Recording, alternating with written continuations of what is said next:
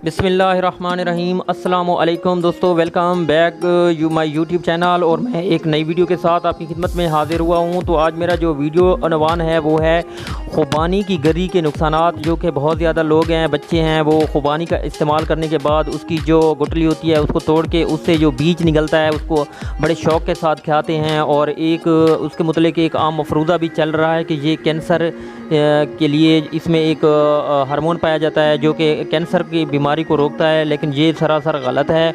और साइंसदानों ने कहा है कि ये कैंसर के मरीज़ों के लिए काफ़ी फ़ायदेमंद साबित नहीं हो सकता। इसके अंदर गैडालीन नामी जूस पाया जाता है जिसे विटामिन B70 भी कहते हैं। और क्योंकि ये एक कुदरती शय है, इसका खाना नुकसान है कि जबकि ये मफरूज़ा बिल्कुल ठीक है कि इसका खाना नुकसान है दोस्तों। तो मैं आपको बताता चलूँ कि आपके बच्चे और बड़े जो शौक़ के साथ इसको खाते हैं, इसके खाने से इजtenab करें और इसको रद्दी की टोकरी में फेंक दिया करें। तो दोस्तों इसके खाने से मौत भी वाक़या हो सकती है अगर ज़्यादा मिक़दार में इस्तेमाल किया जाए। अगर आप इसको थोड़ी मिक़दार में इस्तेमाल करें तो इससे इंसानी जिस्म पर बहुत ज़्यादा बुरे असरात पैदा होते हैं।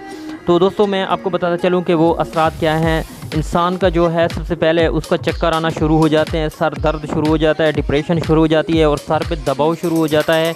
और उसके साथ साथ उसका निज़ाम इंहिज़ाम जो है वो भी डिस्टर्ब हो जाता है, पेट में दर्द हो जाता है। तो इन चीज़ों से आप इजtenab करें और इसके खाने से बिल्कुल परहेज़ करें। खुबानी का इस्तेमाल करें, ये खून की कमी को दूर करती है और बहुत ज़्यादा फ़ायदेमंद है। तो दोस्तों अगर आपको मेरी वीडियो अच्छी लगे तो ज़रूर लाइक करें। दुआओं में याद रखें। अल्लाह हाफ़िज़।